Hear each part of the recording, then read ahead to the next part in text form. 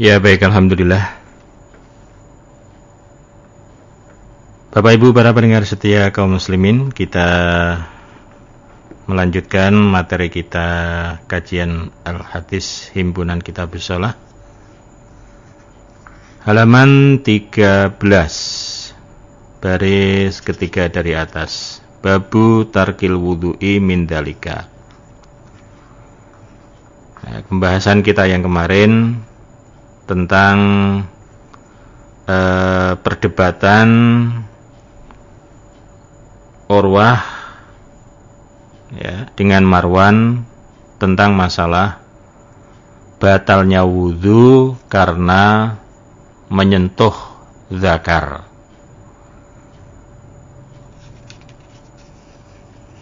Menurut apa yang telah dikaji, dipelajari oleh Urwah, bahwa menyentuh zakar itu tidak dihukumi batal, membatalkan wudu. Sementara Marwan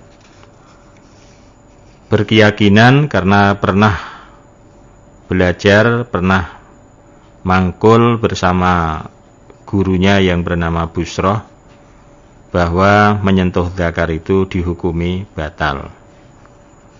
Dan kemarin belum ada keputusannya. Nah, maka lanjutannya inilah keputusannya, apakah membatalkan, apakah tidak.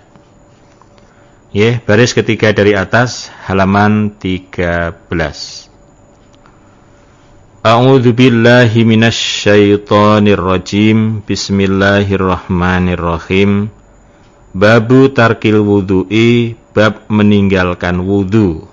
Artinya meninggalkan ya tidak wudu lagi.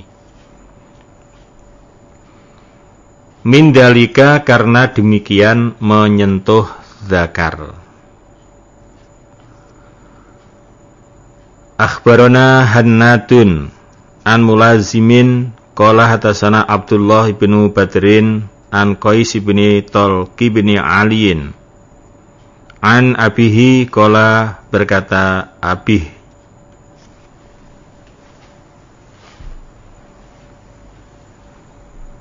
kharajna, keluar aku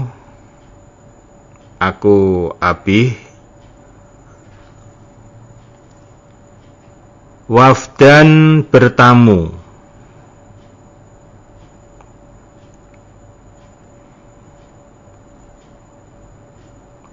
hatta qadimna, sehingga datang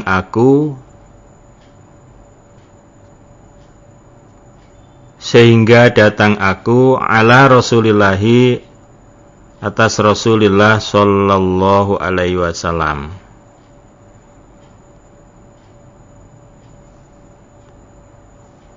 Fabaya'nahu, maka berjanji aku kepada Nabi, janji agama. Wa shallaina, dan salat aku, ma'ahu, bersama Nabi, salat berjamaah bersama Nabi.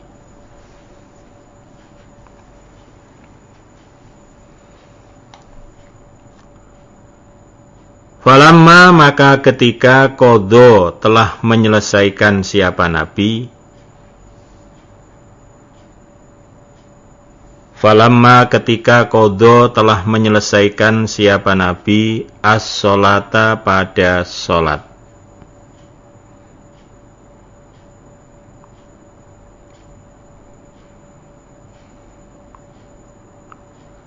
Ja'a, maka datang siapa rojulun, orang laki-laki. Ja'a, maka datang rojulun, orang laki-laki.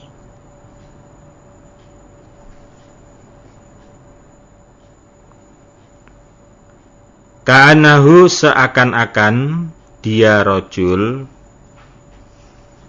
Ka'anahu, seakan-akan dia rojulun, yang datang itu badawiyun, orang Badui. Badui sana, bukan Badui Banten ya. Artinya Badui itu ya orang pedalaman Arab ya. Faqala berkata siapa rojul orang dari Badui itu.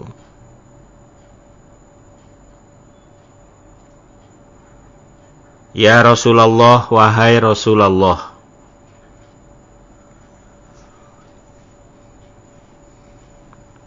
ma apa taro berpendapat engkau atau melihat engkau?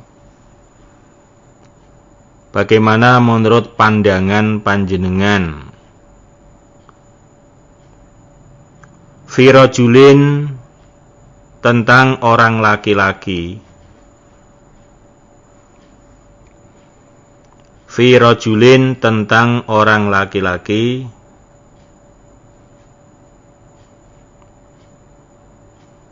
Masa yang menyentuh siapa rojul zakarohu pada zakarnya. Zakarohu pada zakarnya sendiri. Fis sholati di dalam sholat. Nah, mana ya sholat kok sempat-sempatnya nyentuh ya. Jadi ada seorang laki-laki Badui, orang pedalaman, orang Badui Arab sana. Ketika Nabi selesai sholat, dia datang. Rupanya dia menanyakan tentang masalah kesucian atau tentang masalah hal-hal yang membatalkan wudhu. Yaitu tentang orang laki-laki, tentunya sudah punya wudhu, sholat, tiba-tiba menyentuh zakarnya. Ya refleks atau bagaimana, atau mungkin karena nggak tahan terus di ya gatel ya. Nabi bersabda, qala bersabda Nabi, wahal dan tidak ada.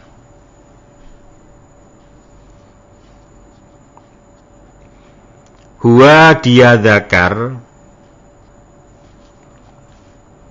wahal dan tidak ada huwa dia zakar, illa kecuali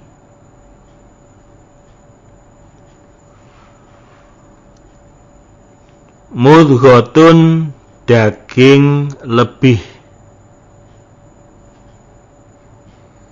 mudghotun daging lebih mingka darimu,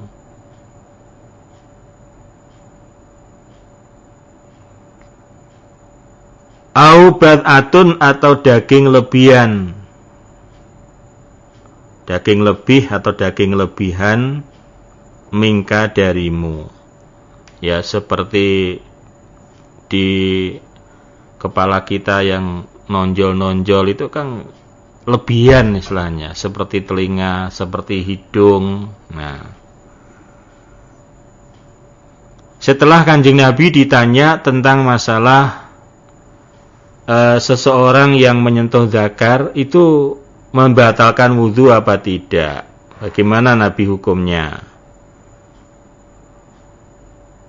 Nabi menjawab bahwa tidak ada adapun hukumnya zakar itu kecuali merupakan daging lebih atau lebihan dari kamu.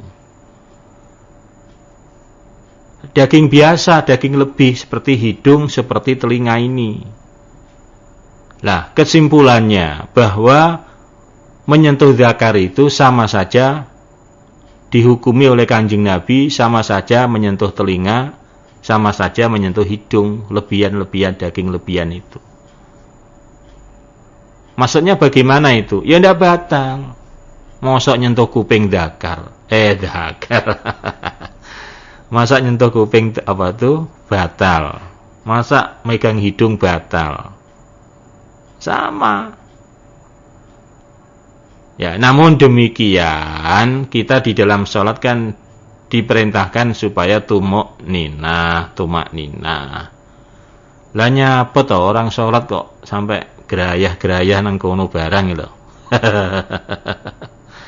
Ya, megangi hidung, telinga saja itu sudah, kalau sekiranya nggak terpaksa banget ya jangan dilakukan. Tumak ninah itu tenang, diam. Nggak ada gerakan di dalam sholat kecuali gerakan sholat itu sendiri, Allahu Akbar dan sebagainya. Ya nggak ada garuk-garuk, nggak ada bersihin kuku, nggak ada kopek-kopek apalagi sampai tadi. Namun di sini kita bicara tentang hukumnya, ya. Secara hukumnya menyentuh zakar itu tidak membatalkan wudu. Titik. Nah, kita lanjutkan tarkul wudu'i. Nah, ini juga sama bahasanya. Meninggalkan wudu. Artinya apa? Tidak batal wudunya. Mimmasir rajuli, karena menyentuhnya orang laki-laki. Mimmasir rajuli, karena menyentuhnya orang laki-laki, imra'atahu, pada istrinya.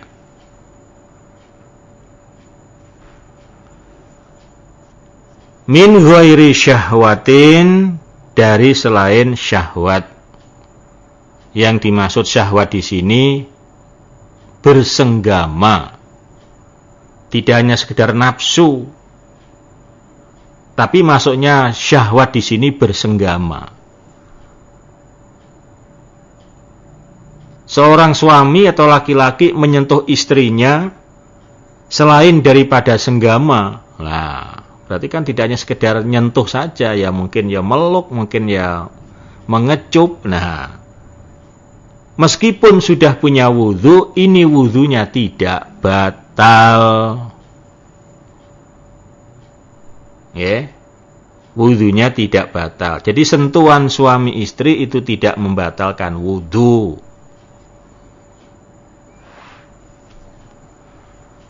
Akhbarana Muhammad bin Abdullah bin Abdul Hakam an Syu'aibin anil Laisi. Qala, berkata siapa? Lais. Ambana ibnul Hadi an Abdurrahman ibnil Qasim anil Qasim an Aisyah qalat, berkata siapa? Aisyah.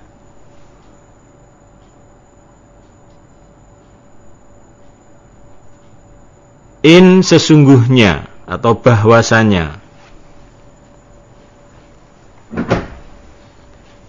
karena ada Rasulullah sallallahu alaihi wasallam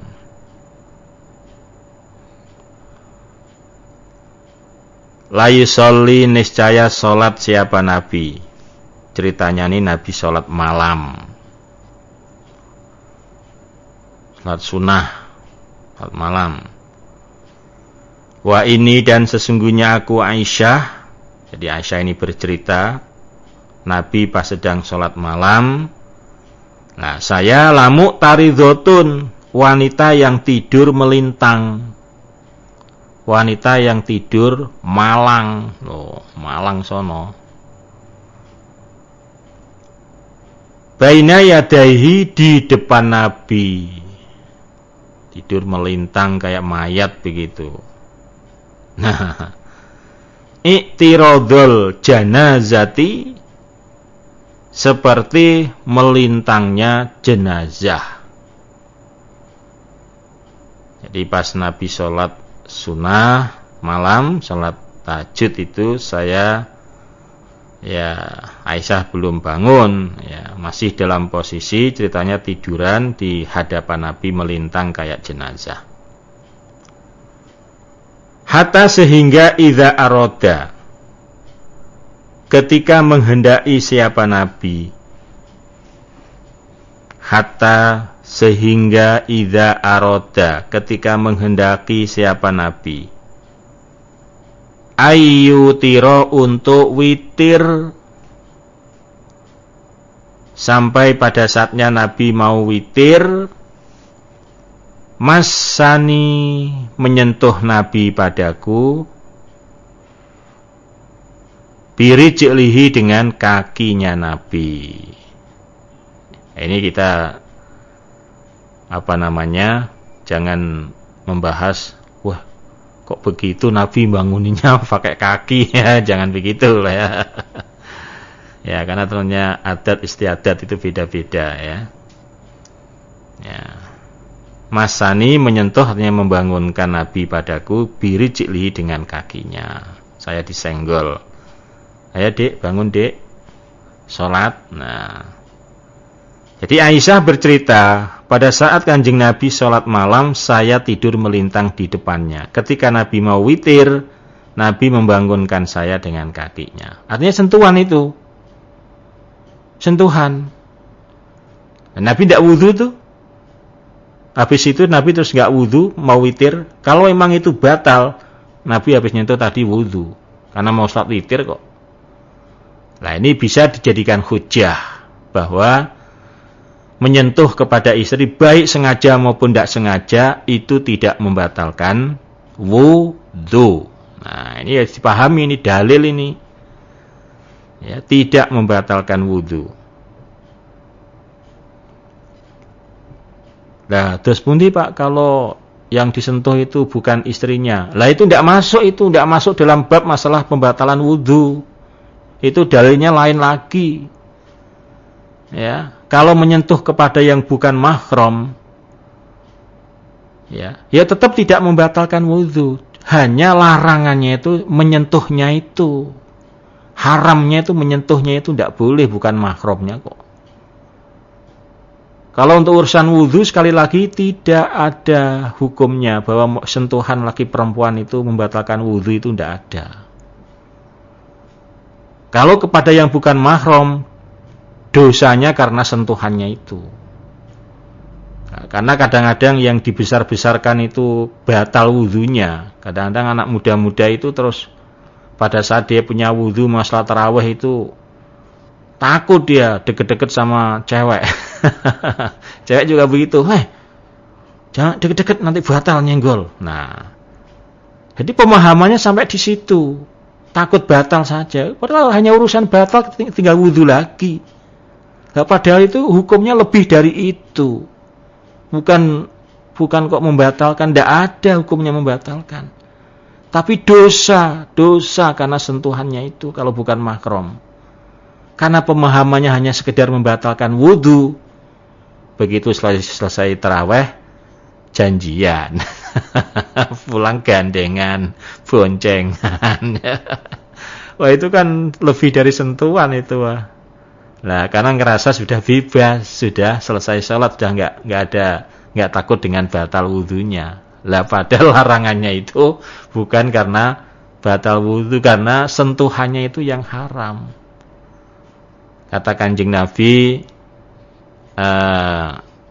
la ayyuta'anu fi ra'si ahadikum min hadidin, ya khairul lahu min ayyama samra'atin la tahillullah. Niscaya jika kepala salah satu kalian ditusuk dengan jarum besi, kata Kanjeng Nabi, itu masih lebih baik ketimbang dia menyentuh perempuan yang bukan mahramnya. Tuh. Jadi karena sentuhannya yang nggak boleh, bukan takut batal wudhunya. Batal tinggal wudhu lagi ya.